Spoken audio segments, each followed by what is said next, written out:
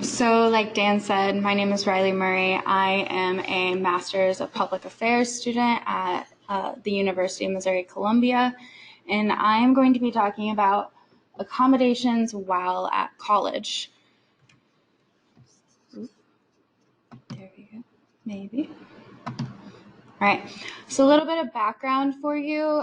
Anybody that was diagnosed anytime through kindergarten to 12th grade, you probably are very familiar with the Rehabilitation Act of 1973, Section 504, which basically talks about how this prohibits discrimination on the basis of disability in programs, activities, public or private, that receive any federal assistance.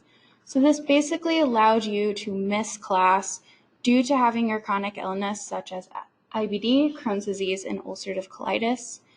That works within K-12 settings, but now that you are thinking about college, you are going to have to go by a different legal system. So within post-secondary education, you are covered under Title II of ADA and Title III of ADA. Title II specifically covers state-funded programs such as universities, community colleges, and career and technical education programs. And Title III of ADA covers those private colleges and vocational programs. So no matter what type of school that you choose for your higher education, you will receive accommodations within that setting.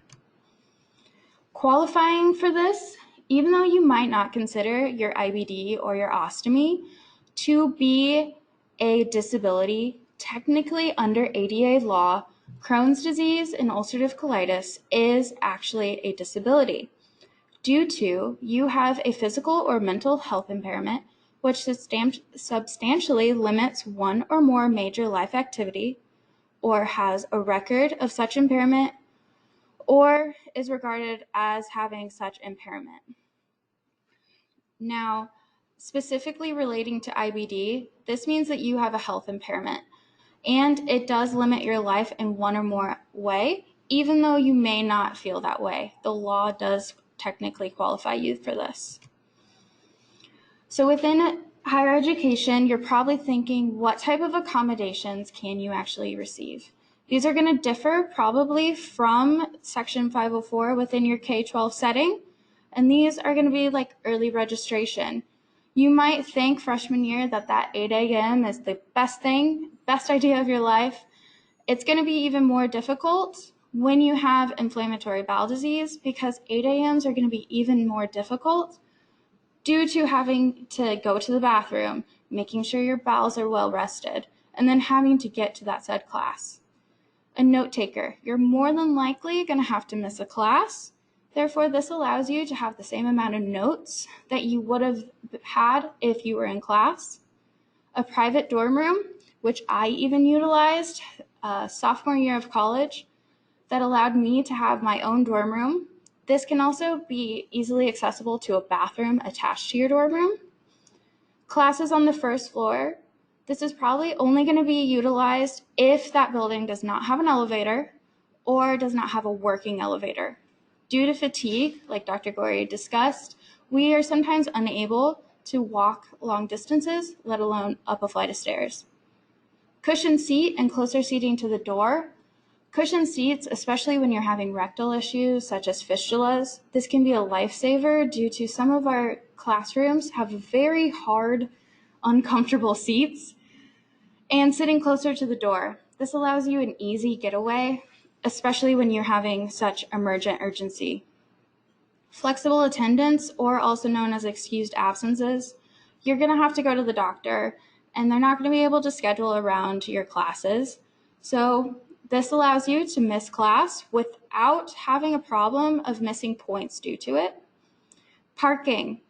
Some universities are massive. Mizzou is technically a mile by 2 miles. If I was to park from the farthest distance to one of my classrooms, it would be a mile distance. During a flare, that can be almost impossible. Allowing you to park closer to your buildings will allow you to have a better success of getting to your class and better education overall. Extended test time. This can either be called time and a half or stop the clock. depending on the university or the education program that you are in, it differs by the name. I want you to also know that while trying to get into college, you may utilize this for the ACT or SAT. And if you're thinking about going on past a bachelor's, you can also do this for the LSAT, MCAT, GRE, anything, because you are going to have to probably use the bathroom during that specific test. And this will not penalize you for it.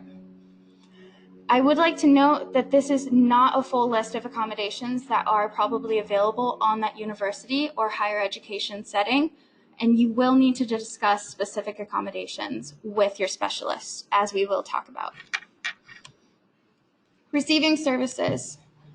You probably already have a diagnosis of IBD, and you probably have a GI doctor or somebody that you can ask for that is a doctor for a specific letter stating how IBD impacts your daily life. So they're probably not going to be able to specifically write up a letter of what you are needing. Therefore, you're going to have to tell them specifically what you are needing in that letter. So using the restroom often. You also have urgency with that. Missing classes due to symptoms and/or appointments, and sometimes, at the worst, emergency room visits. Make sure you have this stated in your letter. The more detailed of a letter you have, the more accommodations and better accessibility you will have on a university campus. You will also have to register with the Disability Center on your campus.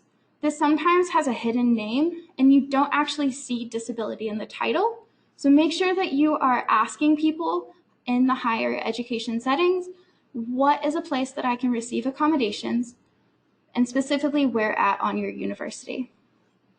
Identify which accommodations you may need. Refer back to the previous slide, so then you have an outline or an idea of what specifically you're looking for. And remember that they can differ from university to university.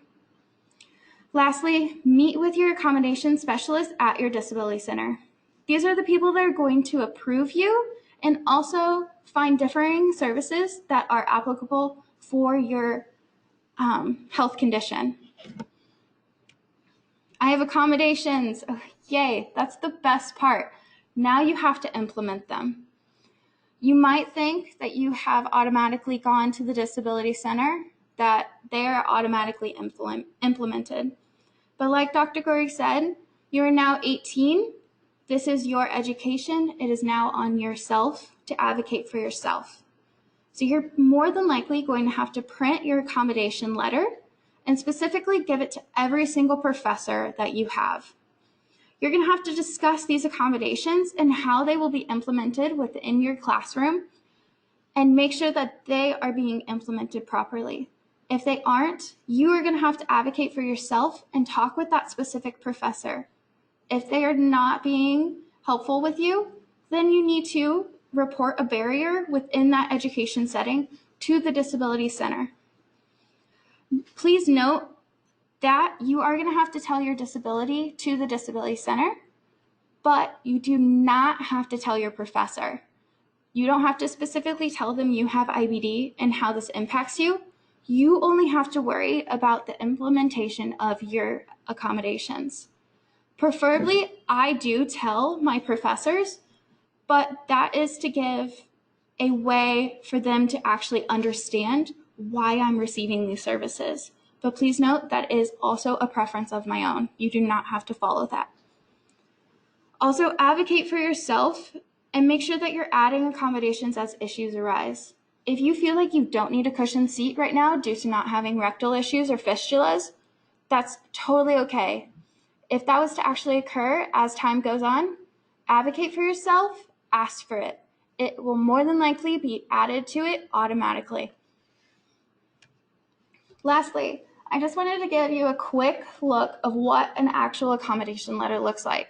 This is my personal one. It doesn't really have any personal information, but you'll look, it specifically says what class, who it is for, and what type of accommodations I am specifically receiving within this class.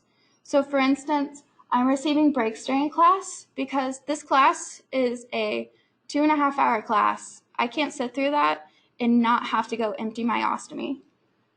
Then I also have exam access.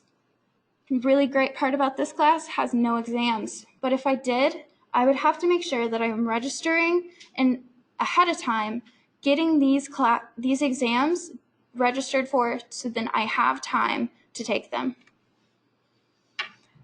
So I just wanted to thank you guys so much for tuning in tonight. This has meant the world to me. This lecture or this webinar is literally what I've been working on for quite a long time and going around Kansas, Missouri, and discussing this with so many of you who are already listening.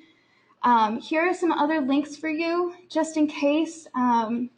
Campus Connection, Dorm Life, how to live in a dorm, and how to discuss having IBD with your roommates.